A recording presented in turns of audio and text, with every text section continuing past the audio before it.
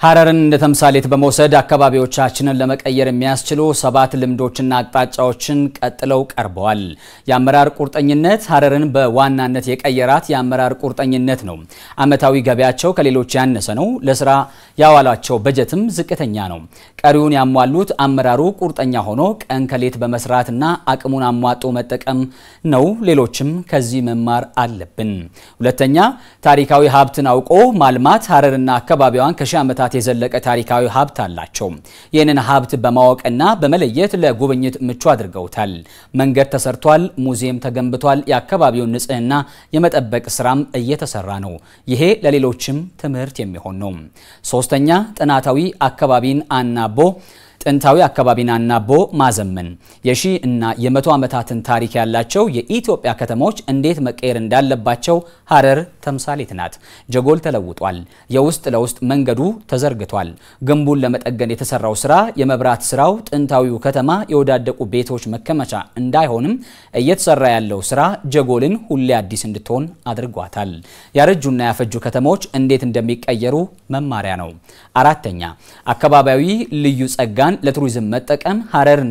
ሐረር ሰዎችና የዱር እንስሳት ተግባብተው የሚኖሩባት ከተማ ናት። ለዚህ አንዱ ማሳያ የጅብ ትርኢት ነው። ከመቶ ዓመታት በፊት ጀምሮ ሐረርን የጎበኙ ጸሐፍት ይህንን ትርኢት አድንቀው ጽፈዋል። ይህንን ትርኢት ወደ ዘመናዊ የቱሪስት መዳረሻነት ለመቀየር በመደመር ትውልድ መጽሐፍ ሽያጭ መነሻነት የጅብ ትርኢት ማሳያ አምፊ ቲያትር በሐረር ተገንብቷል። በየአካባቢያችን ያሉ ልዩ ጸጋዎችን በዚህ መንገድ ነው አውቀን ማልማት ያለብን። አምስተኛ ለኮሪደር ስራ አካባቢያዊ ዕውቀትን መጠቀማቸው። በአንዳንድ ከተሞች የኮሪደር ልማት በአውድ ዋጋ የሚገኙትን የመንገድ መብራቶችን ሐረሮች በአካባቢያቸው በማምረት በርካሽ አግኝተዋቸዋል። የመንገድ መብራትን ለመጠገን ያለው ችግርን በሚፈታ መልኩ ሐረሮች የመንገዶቻቸውን መብራቶች በርካሽና በተሻለ መንገድ ሰርተዋል። ስራን ስራን ውድ የሚያደርገው ሀብትንና ዕውቀትን በሚገባ አለመጠቀም ነው። ስድስተኛ በአካባቢ ጸጋ አካባቢን ማስዋብ።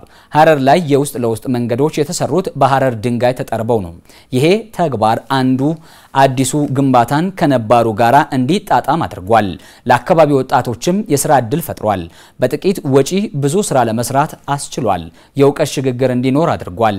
ዘወርወር ብለን መሬቱን እንየው። ለልማት የሚውል ብዙ ሀብት አለው።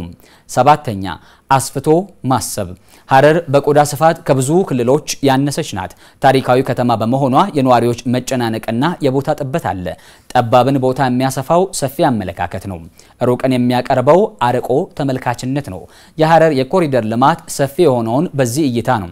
በዚህ እይታ የተሰሩት የእግረኛ መንገዶች፣ ፓርኮች፣ አምፊ ቲያትሮች፣ አረንጓዴ ስፍራዎች ወዘተ አስደናቂ ናቸው።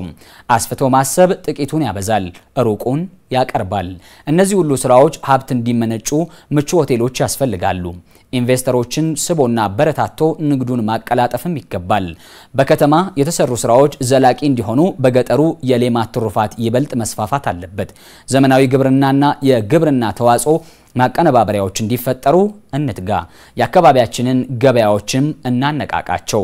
ከዚህ ጎን ለጎንም የህዝቡን የመለወጥ ፍላጎት፣ የሰላም ፍላጎትና ታታሪነት እንደ ሀብት በመውሰድ ህዝብን የሚያረካ አገልግሎት እንስጥ። ሐረሮች በርቱ፣ ግን ገና ብዙ ይቀረናልና ረክታችሁ እንዳትቆሙ። ህዝብን እያወያያችሁና እያስተባበራችሁ ሐረርን ከዓለም ጋራ ለማወዳደር እስክትችሉ ትጉም ሲሉ ጠቅላይ ሚኒስትር ዶክተር አብይ አህመድ በማህበራዊ ትስስር ገጻቸው ላይ ባሰፈሩት መልእክት ተናግረዋል።